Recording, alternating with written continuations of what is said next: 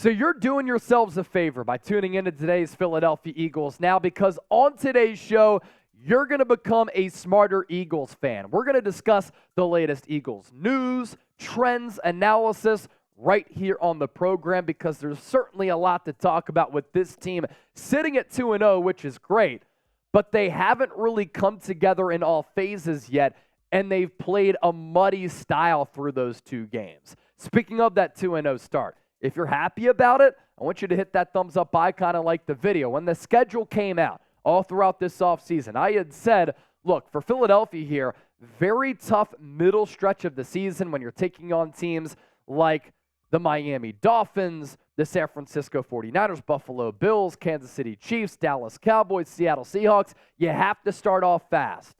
Philadelphia, it may have looked ugly through two games, but at least they're off to that 2-0 start. If you're about that life, hit that thumbs up icon and like the video. So let's start off with this. And this is a reason to be a little bit concerned with this football team at this juncture of the season. They could be in a worse spot. They could be like the Minnesota Vikings right now at 0-2. Impossible pretty much to make the playoffs after beginning the campaign like that. But the Eagles were up 16-0 against the New England Patriots and 27-7 against the Minnesota Vikings. They ended up escaping Foxborough by the skin of their teeth, 25-20, as the Patriots had the ball with an opportunity to win that game in the final seconds. And then against Minnesota, 27-7, that evaporates. It becomes 27-21. And you're thinking, watching that game, whether you're at the link, watching our watch party, or at the crib, or at a bar, are the Eagles really going to blow this football game? So they have to be a little bit better in maintaining their leads and then extending them, but it's pretty impressive that they have been far from their best, far from the form that we saw last year, yet they're still able to build monumental leads like that. The spin zone on this, Eagles haven't played a complete game yet, and they're still 2-0. Props to the defense as well, because I thought especially against Minnesota, Philadelphia, under a first-year defensive coordinator and Sean Desai, who's shown me some solid things so far to start the season.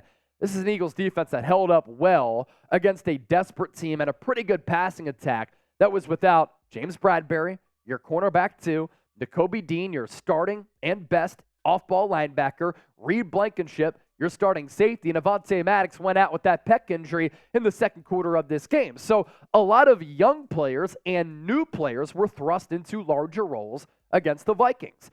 Nicholas Morrow played 55 snaps after getting elevated up from the practice squad after he got cut and didn't make the initial 53. He made some plays last night. I got to give him credit. I was impressed with the range. Josh Jobe stepped in. He played 58 snaps. Mario Goodrich with 39. Now, I thought early Jobe and Goodrich had some misses, and the Eagles in that secondary in general had some coverage breakdowns.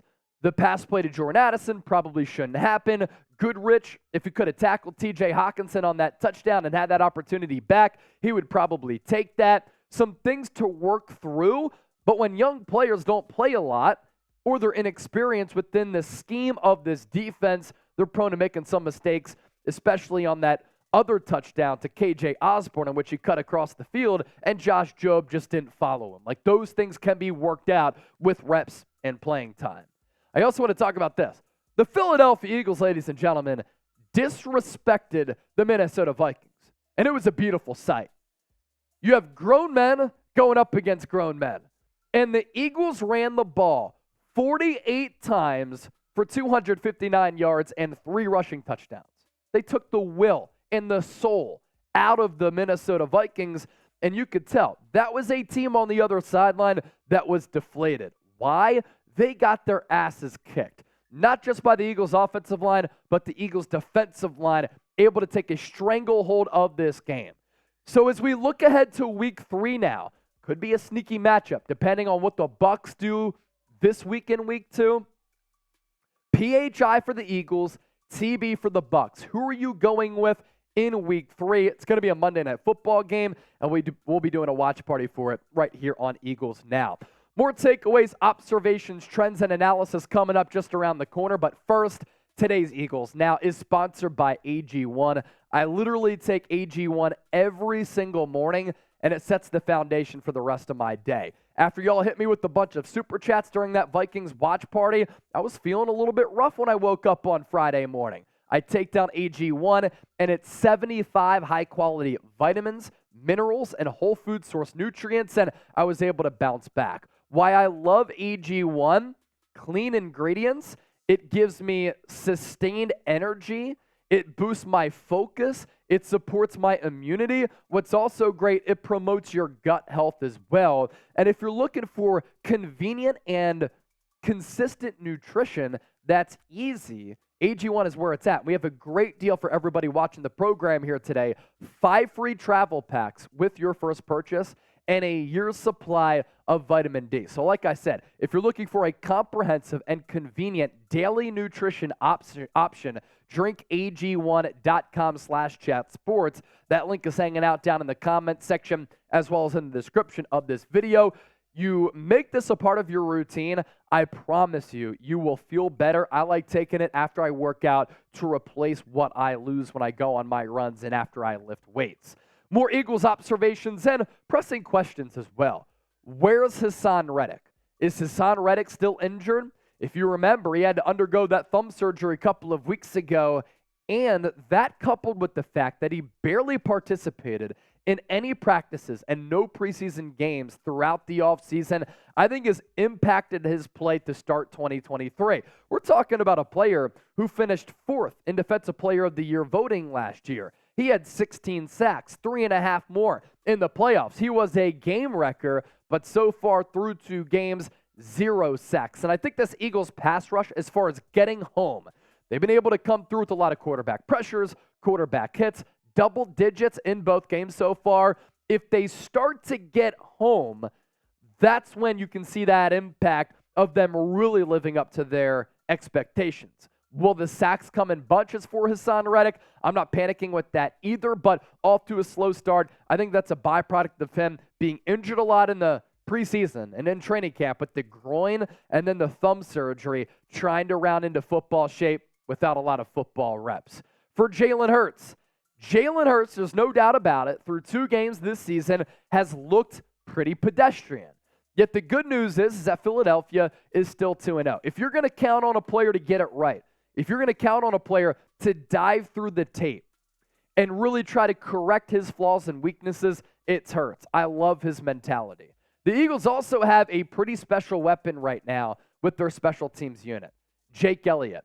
In Week 1, he was named NFC Special Teams Player of the Week as he hit multiple kicks from 50-plus yards, accounting for 13 of the Eagles' 25 points in Week 1.